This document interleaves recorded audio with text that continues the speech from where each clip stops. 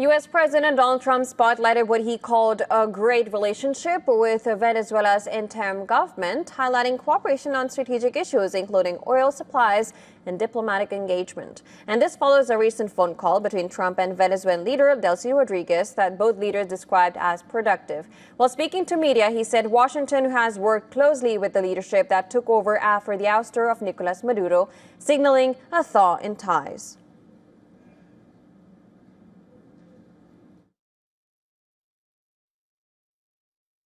We're dealing with the new president. We're dealing with a lot of the people that were running the country. And they had, our first thing is they said, we have 50 million barrels. Hard to believe.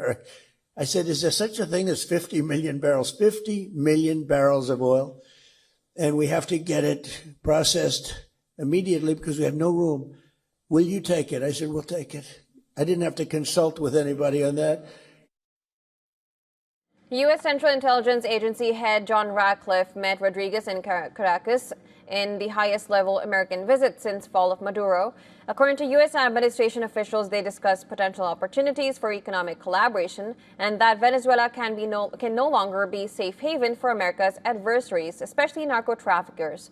Now, meanwhile, Venezuelan defense minister has said that more than 40 members of the armed forces were killed during Pentagon's Maduro capturing operation. Colombian ex-president Juan Manuel Santos has claimed that Trump floated the idea of a military invasion of Venezuela as early as 2017, and he had warned Trump that an invasion would be the worst possible solution and could inflame anti-American sentiment across the hemisphere. Well, furthermore, Venezuela has received the first U.S. deportation flight since Maduro's ouster. A flight carrying migrants deported from Phoenix landed in Caracas. 231 Venezuelan nationals were brought back to their homeland in what Venezuelan authorities have described as the resumption of deportation flights that were halted in mid-December.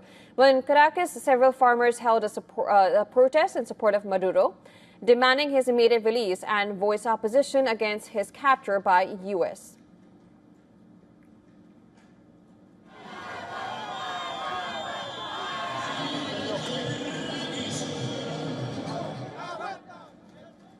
United Nations said that 1 in 4 people in Venezuela need humanitarian assistance and urged donors to keep supporting aid efforts in the country, noting that the 2026 humanitarian response plan for Venezuela calls for just over $600 million.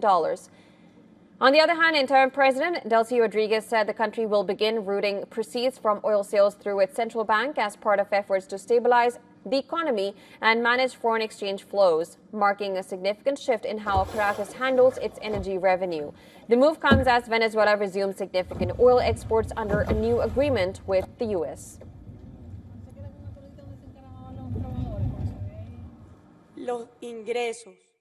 The revenues already being generated from oil sales will arrive through the Central Bank of Venezuela, headed by its president, Laura Guerra, and will reach private banks for the foreign exchange market mechanism. That is important.